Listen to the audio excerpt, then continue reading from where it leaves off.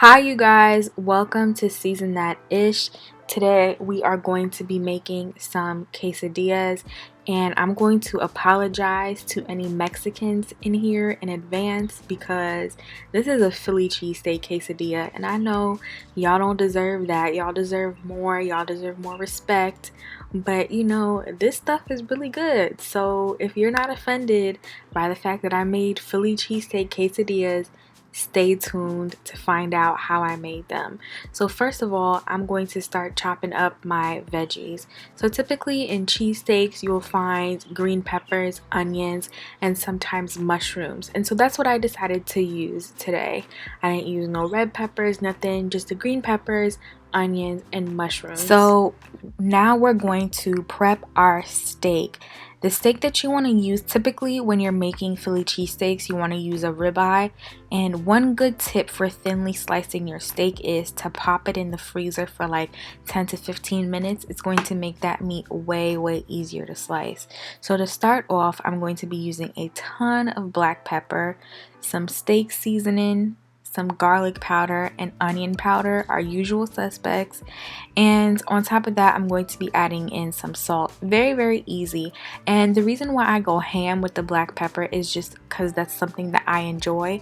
I really like the taste of pepper on steak. So I kind of went in with that. I'm going to have the exact measurements in the description box so that you can see exactly how much I put. But pretty much this is what your steak should look like, thinly sliced.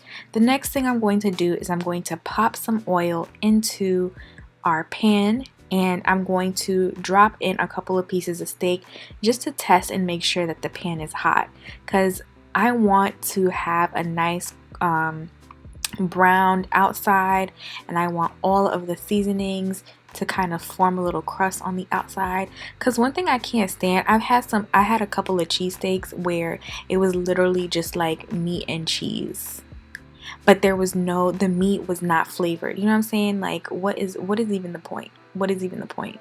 So at that point, it literally feels like you're biting into a cow. Like, where is the flavor? Where's the flavor?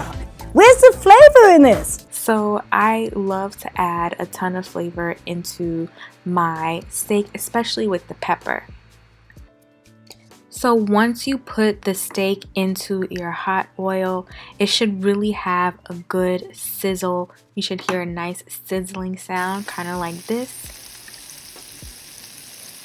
While you're here, don't forget to subscribe, like, leave me a comment, and let me know what you think of this video.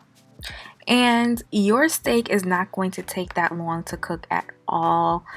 Because it's sliced so thinly, it's going to cook really quickly. So keep your eye on it. You don't want your steak to be tough. I would say about a minute or two on each side should do it. And look at that. It's like brown on the outside, but I promise you it's really juicy on the inside. I'm jealous of all the restaurants that have that flat top grill where they can just, go at the steak and chop it up. But, we don't have that. So we're doing what we can. So in the pan, I'm just adding in my onions and my peppers. I don't know why, but I tried to keep them separate. Maybe I was trying to be cute for this video, but like, you can mix up your onions and peppers. It's fine. So I put that in the pan that I cooked the steak in already so that it catches all of the like pan drippings and the flavors from the steak that we just cooked. So you want to cook your onions and your peppers until they get soft. If you want to caramelize your onions, you should go ahead and do that.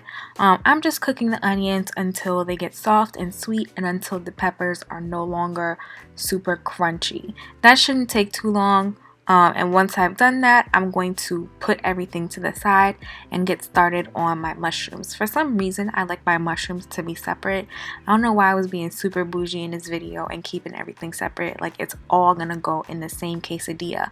But I would suggest that you cook them separately if you're making food for other people and they have their preferences. I was just making this for myself, so there was really no need for me to do that. So I added a little bit more oil into the pan and then threw in my mushrooms and let them cook down until they look like this. Now it's finally time to start assembling our quesadillas. So first I sprayed down my pan with some olive oil spray and added 3 slices of provolone cheese to one side of my tortilla. Typically when you're getting Philly cheesesteaks, they use provolone cheese, so that's why I decided to use that one. You don't want to use a cheese that's too overpowering because it'll throw off the flavor.